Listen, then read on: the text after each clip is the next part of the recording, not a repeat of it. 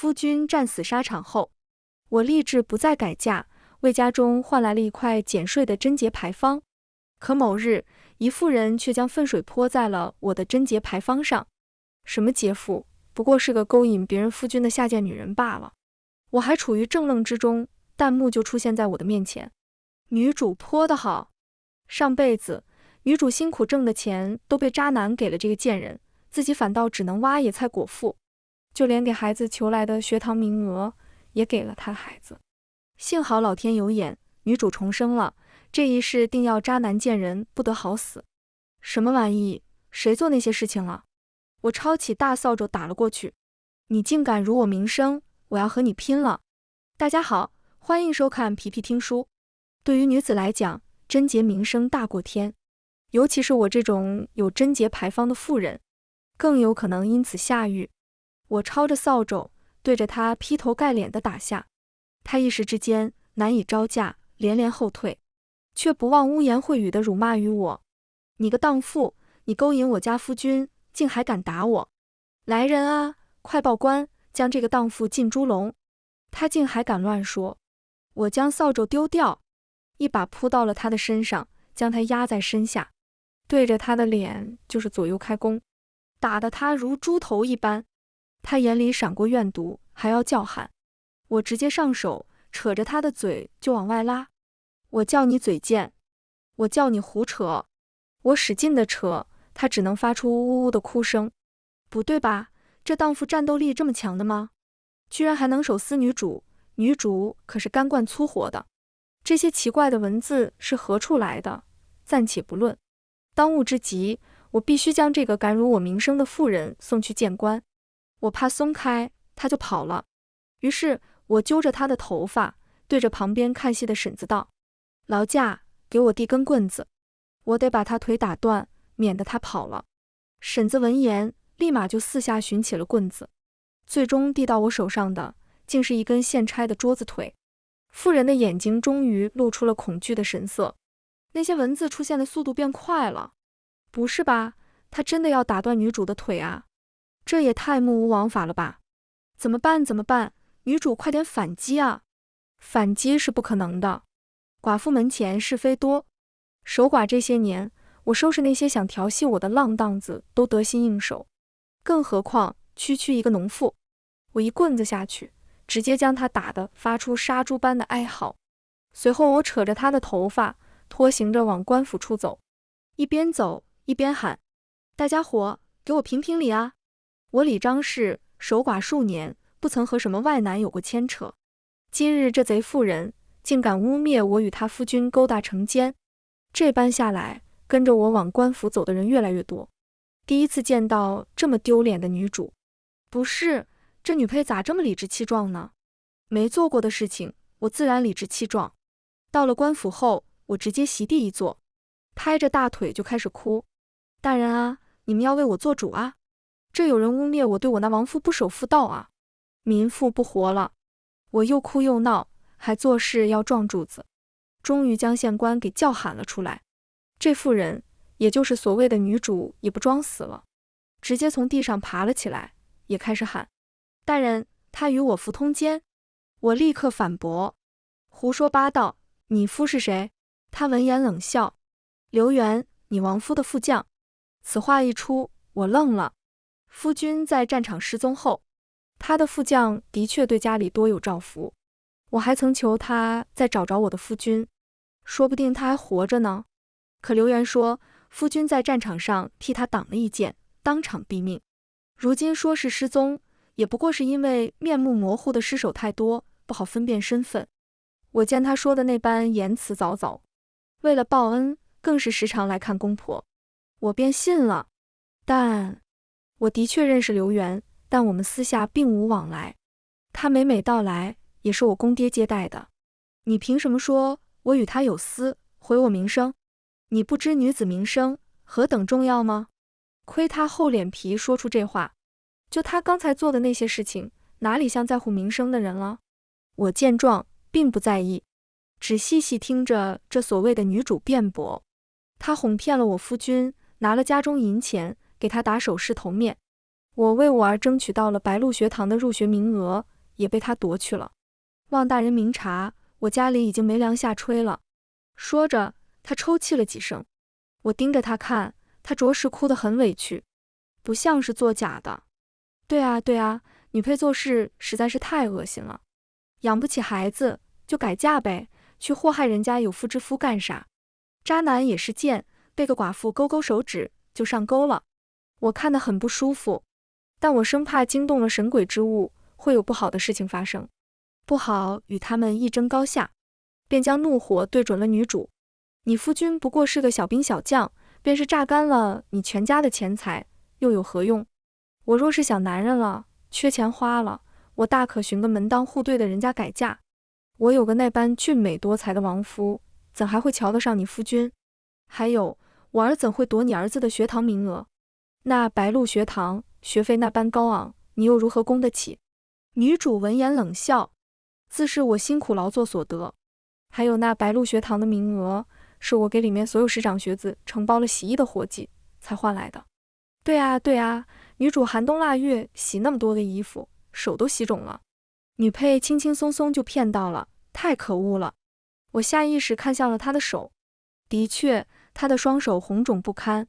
不过我却是冷笑，白鹿学堂的学子大多富贵出身，各自府上自有换衣服，压根用不得旁人。若是给他们洗衣服，就能换来名额，多的是妇人愿意这般做，又岂能轮得到你？女配说的也没错，白鹿学堂好比清华北大，普通人根本接触不到，更别说洗衣服了。洗了衣服就能上华清，那不得为了这名额抢疯啊！但她是女主啊，女主是有光环的，洗衣是真，名额也是真，她儿的名额也是真没了。她张了张嘴，正要辩驳，我则懒得继续和她纠缠。大人，此事估计和刘元有关，何不照那刘元一问呢？我挺直身子，我绝不许人辱我名声，否则我就撞死在那牌坊之下。我夫家并不是什么籍籍无名的人家，而是方圆百里屈指可数的大地主。这县令与我娘家亦是沾亲带故，否则我怎能讨来这贞节牌坊？要知道，贞节牌坊不仅能够减税，还能避免我被强行改嫁，绝了婆母将我赶出家门，爹娘让我在家的心思，好留在夫家替我儿守住家产。婆家的家业和地位也够我余生安稳，没了夫君也没有后院杂事，又有一个好名声，是寻常女子求也求不来的好东西。再说嫁人哪有当寡妇好？县令瞪了我一眼，便唤来了刘元。就在我以为这一切只是这女主误会了时，刘元一上堂就承认了我和他的奸情，口口声声道：嫂子日子过得苦，我才多帮一些的，日久生情，我才千错万错都是我的错，还望县令罚我，不要怪罪于他。现场围观的百姓顿时哗然，对着我指指点点起来。这一刻我却出奇的冷静。他在攀污我？为何？他明明是我夫君的心腹之交。我直觉有些不对，但我问他，你的意思是，你的确把你儿子的名额送给了我儿是吗？刘元闻言深情款款地看向我，唤我归名。莹儿，你就莫要挣扎了，那牌坊咱们不要了，以后咱们一家人和和乐乐的在一起。他竟知晓我的小名，除了我娘家人外，唯夫君知道，他怎会？电光火石间，我心里有了一个猜测，这场事情的背后很可能有一个主使为刘元提供信息，但怎么可能呢？夫君不是死了吗？我看向县令，县令则是一拍惊堂木。你说李张氏和你通奸，故而你将你儿子的名额给了李张氏，那本官问你，李张氏的姑父便是那白鹿学堂的院长，他何故舍近求远，反倒要你儿子的名额？刘元闻言，额上滑下细汗，因他生妒。他看着县令，一副无愧于心的模样。他恨我不能休妻娶她，便迁怒到我儿身上，硬是要我将我儿的名额换给他。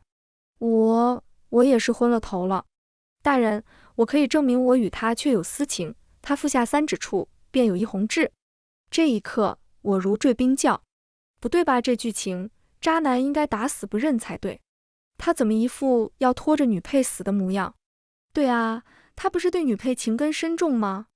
若是被坐实了通奸的事，我定然逃不过一死。那不如……想到这里，我狠了狠心肠，对着县令哐哐磕头。民妇不能以证清白，既如此，就请县令判通奸之罪吧。啊，女配这是自己找死！我咬着牙，阴狠地看着刘元。民妇乃是得了贞节牌坊的女子，刘元却与民妇私通，其罪当诛，还请县令将她千刀万剐，以儆效尤。刘元怒吼，指着我道：“你！”我直视县令，一字一句道：“还请县令亲自监刑，莫要叫他逃脱法外。”虽然很荒唐，但我觉得我那夫君还活着。刘元对付我，或许正是出自他的授意。越想，我越笃定。没错，生不见人，死不见尸。说他死了，也不过是刘元的一面之词。金银，亦或者是高升，他定是允诺了些什么。所以刘元不顾一切地诬陷我。县令的表情变得凝重。靠，发生了什么？难道有什么隐藏剧情？哪个大佬开个 VIP， 剧透一波呗？刘元，你果真与李张氏有私，与劫富私通，罪无可恕。县令压低了声音，嘴带嘲意。若你认罪，那就签供画押。刘元闻言，额上的汗珠一粒一粒地冒了出来。就在有人拿来认罪书的时候，他突然疯了一样的高喊：“不，大人，我没有和嫂子私通。”县令闻言勃然大怒，一拍惊堂木：“你刚刚说私通了，如今又说没有，莫非你是在愚弄本官？来人，打他10大板子，叫他好好想清楚。”女主闻言，脸上露出了不满之色：“大人，他分明是怕被千刀万剐，才反口说没有私通的。”大人，县令看向女主，也是表情不善。本官做事，轮得到你来指指点点？大手一挥，念你身为女子无知，便打个5板子吧。县令发话，谁敢不从？这所谓的男女主就被压在地上受刑，此起彼伏的惨叫声令我不忍直视。老天，好惨！一板子下去，屁股都见血了。不是，刘元原来这么没用的吗？区一个县令都能收拾他，这女二家里有权有势，要想找接盘的，的确不用找他。我咬着牙看向了受刑的刘元，打他的人看似下手轻飘飘的，可每一下都叫他裤子上的血迹越发大了。刘元撑不住了，我说，是大哥叫我诬陷嫂子的。这没头没脑的话一出来，在场众人纷纷皱了眉，我则是尖叫一声，扑了上去，做足一副为亡人伤心欲绝的姿态。你诬陷了我还不够，你还要诬陷我的夫君？他待你情同手足，战场上还是他帮你挡了一剑。我把他曾经对我说的话全都奉还了回去，双眼猩红地指责道：“我们家到底如何你了？你要这般恨我和夫君？”县令也是大怒，给我狠狠地打这忘恩负义的刁民。刘元被打得惨叫，啧，这衙役手上功夫是真厉害，一板子下去伤筋动骨，真的打20板子，这辈子都只能瘫在床上了。刘元也懂些拳脚功夫，这是察觉不对了，才要报消息。刘元鬼哭狼嚎地喊道：“真的是大哥没死。当年大哥不是在战场上失踪，他其实是去寻心上人，过双宿双栖的好日子了。他以为你会守不住，就想着等你改嫁再回来，谁能想到你还做了劫富。大哥外面的孩子要读书，就得认祖归宗，所以才……”我阴恻恻地接上了话，所以你们才蓄意谋害诬陷我，就是为了让我让出位置。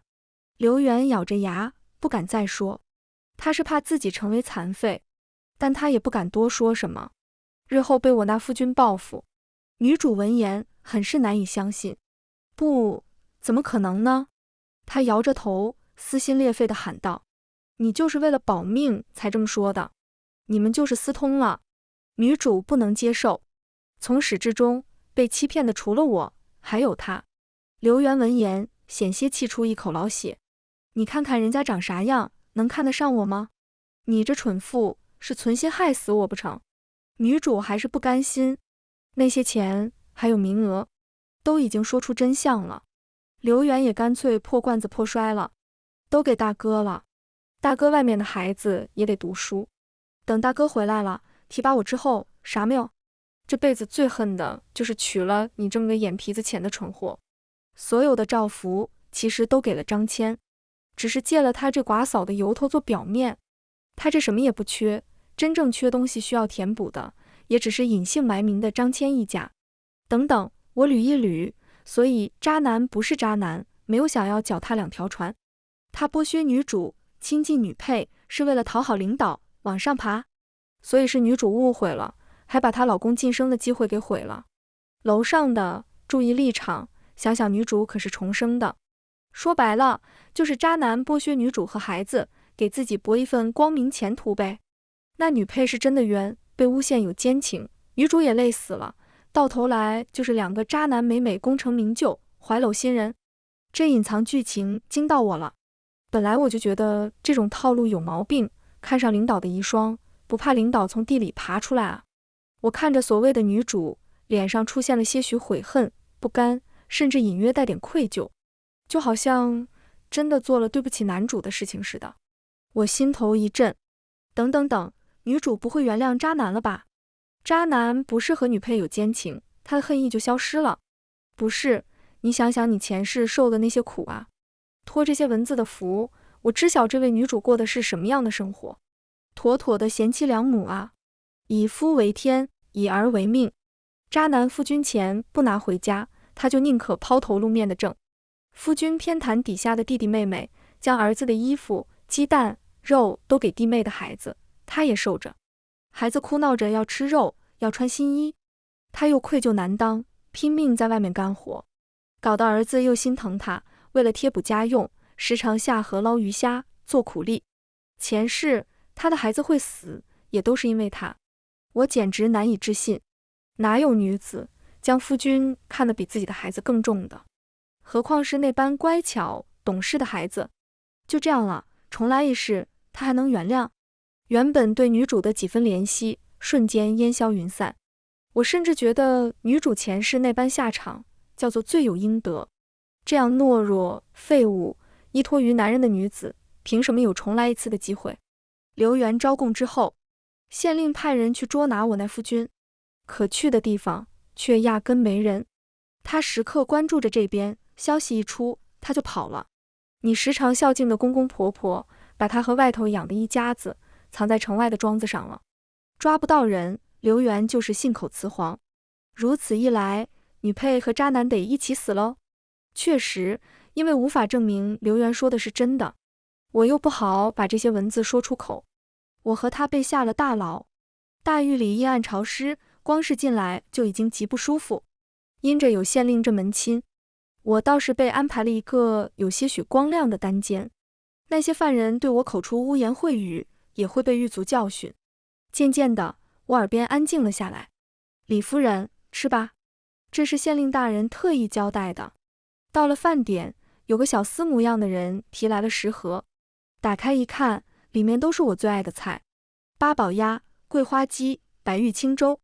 我愣了一下，果然有靠山就是不一样。女配在这吃满汉全席，渣男在里头吃饱全。我看着菜色，久久出神。小厮见状，有些急不可耐道：夫人怎生不吃？县令大人额外开恩，还是速速吃完，小的好把食盒收走。我看着小厮，面无表情地拔下了头上的银簪，在菜里拨弄了几下，果不其然，银簪变黑了。小厮见状，脸上露出了凶狠之色，随手抄起盘子就要强行往我嘴里塞，但我后退一步，手持簪子，做出防御的姿态。来人，快来人，有人要杀我！狱卒闻声而来，这小厮还要动手，我直接一簪子扎了过去，恰好扎中了他的左眼。他捂着冒血的眼睛啊大叫之时，狱卒也及时赶到，就吓了我。大牢之中竟有人行灭口之举。县令闻讯而来，见状不停冷笑：你那夫君还真是好样的。难怪昔日你爹娘那么喜欢他这个，可惜这本事全都用在你身上了。我那夫君是想要我让出位置，腾给他的心上人。我死了，他也就达到了目的。只是我没想到，他竟真的这般行事。要知道，我家也不是小门小户，我更是有名的杰父。今日刘元已是把他的算计说得清清楚楚，我不清不白的死了，他会成为最大的嫌疑人。自此两家交恶。从前我竟不知我那夫君是这般狠毒之人，绝了，都下毒暗杀了。女配怎么知道菜有问题？县令和女配的确是有亲戚关系，额外照顾一下无可厚非，但县令朝堂上已经尽量避嫌了，为什么要弄这么丰盛的菜呢？如果换作是我要照顾一下牢里的小辈，肯定是吩咐人护着，吃喝不差就过得去了。县令很为难，我做出一副刚刚想起来的模样，说公婆之前收留了一对穷亲戚，就在城外的庄子上，大人可以去看看。张骞被抓了，和他一起被抓的还有他的心上人，并2儿1女。他的存在无疑是证明了刘元的供词是对的，但张骞死活不认。我与蛮娘不过是在外面做恩爱夫妻，好好的害我的发妻做甚？那刘元曾经因此事勒索于我，被我严词拒绝，他肯定是因此怀恨在心，才陷害我和莹儿的。靠，死渣男，真会狡辩。县令知道他是说谎，但不好处理他，他要是出事了，女配日后如何活？到底是古代夫比天大，不是吧？女配还得欢欢喜喜地接受夫君死而复生，把他和他的一家子人都给接回去。对，我只能这么做。县令以诬陷等罪名将刘元关入大牢，而我则必须认下此事，将张骞等带回府中，至少比被控告通奸要好吧。我带着张骞等回到府中，公婆做出一副喜出望外的模样，抱着张骞哭喊：我弟儿啊，你可算回来了。好在他们对张骞带回来的孩子倒是淡淡的，毕竟我的孩子已经长成，还是二老眼皮底下长大的，怎么也会比外面女子生的野种要称心。张骞带回来的女子倒是清丽可人的很，淡淡的也不说话，只是在进府前他直接傲然道：叫我进府，至少给我个名分吧，我可不做妾。不做妾？难道要我这个发妻让出位置不成？公爹大发雷霆：谦儿，莫非你要休妻不成？咱们张家可丢不起这个脸。张骞闻言只是皱眉瞧我，蛮娘陪我多年，又为我担子有功，我想着给蛮娘一个平妻的身份，日后就不分大小，你和蛮娘姐妹相称如何？啊，好建议男人，好想手撕了他。果然，男人这玩意，见人更有见中手。楼上的不要误伤好吧，我就不这样。这位渣男好像是为了爱情舍弃一切，要不咱们管他叫真爱哥吧，渣男这个代名词咱们都用烂了，可别侮辱真爱了，真爱不能早说，把女配当踏脚石。我看着张骞，他一脸笃定，估计他还把我当成以前温柔可人的我，可惜做了这些年的寡妇，面对那么多人虎视眈眈的觊觎，我早已不是当年的我。若是夫君执意如此，那就请夫君和我和离吧，我退位让贤，成全夫君便是。我绝不可能和抢走我夫君的女人姐妹相称，我不肯退让，就凭我背后的家世，他就奈何不了我，不然他当初何必选假死逃遁这条路？这位傲气的女子到底是妥协了，甘愿以妾的身份入府，只是进来的时候红了眼。张骞顿时心疼得很，他们的孩子进府时狠狠推了我一把，叫你欺负我娘。我冷笑一声，扯过这孩子，扬手就是一巴掌。孩子大哭，张骞大怒：你……我只是淡淡瞥了一眼张骞，哪有庶子管姨娘叫娘的道理？夫君对我管教孩子，可是有什么不满？公婆充耳不闻，张骞便只能恨恨认下。厉害啊，女配上来就给下马威。有错的是渣男和小三，关小孩什么事？这可不是普通的小孩，这是能和女配儿子争家产的小孩。张骞对我很不满，所以他回来后第一件事就是索要他当年手下的那些私房，然后将那些店铺田庄都补贴给了那几个私生子。那新晋的蛮姨娘还在我面前耀武扬威，千郎这般爱我，就算是妾，我也远比你风光。日后这家产必是我儿的。靠，好恶心！不愧是做小三的人，女主这也太能忍了吧！忍？我不是能忍，只是男人对我而言没有任何用处。有人要，那就送了。张骞回来，家中有个男人，也算是杜绝那些族人赤绝户的心思，但对家产动心思，我绝不允许。当天晚上，张骞在蛮姨娘的床上服用了过量的助兴药，直接马上疯了，没有死，只是中风了，瘫痪在床，口歪眼斜的。作为正妻，我如何能容这蛮娘这般？当场我就叫人将蛮娘打个半死。张骞尚且昏迷不醒，我就叫来了人牙子，将他给发卖了出去。这便是妻妾之分。张骞在，我拿捏不住他；张骞废了，那我便是他的主子。他的几个孩子哭闹不休，还恶狠狠地盯着我。待我长大，是要报此仇。我挑了挑眉，长大？你觉得你还有长大的机会？女配是要对小孩下手？换作是我可能也会这么做。凭什么辛苦守下来的家业就要便宜别人啊？我派人将张骞送出去的那些东西翻箱倒柜的找了出来，随后便将这3个孩子送到了最偏远的院落抚养。公婆泣涕连连，可他们也不敢得罪我，毕竟和我撕破了脸。就张骞这模样，做不了家中顶梁柱。他们二老带着废人和几个幼子，可不一定能活多久。张骞醒来后知晓此事，一直在喊，但谁也不知道他喊什么，只是从他仇恨的目光可以看出他恨着我。但谁在乎呢？他与别的女子私奔，我便已与他恩义尽消。他回来抢夺家产，故意陷害我那日，我便恨不得杀了他。自此我继续执掌家中的大权。在我儿考上进士后，我便席卷了家产，与他一同去了上京。至于张骞，留给那3个目不识丁的孩子照顾吧。横竖张骞亏待了谁，也没亏待他们，他们尽孝，理所应当。这才是真的大女主爽文啊！和他比较，原本的女主真的是又蠢又懦弱。故事应该就结束了吧？话说，原本的女主呢？不知道，估计在为自己毁了丈夫的前途赎罪，伺候那刘元呢。啊，她不是重生了吗？重生了又怎样？原本的剧情是她重生后打渣男虐贱女，邂逅真爱，美美躺赢的故事。她夫君都还活着，也没被她弄倒，她不能改嫁，哪有机会走上人生巅峰？重生前遇到渣男，重生后稳遇真爱，这种恶俗套路啥时候能改啊？自强独美不好吗？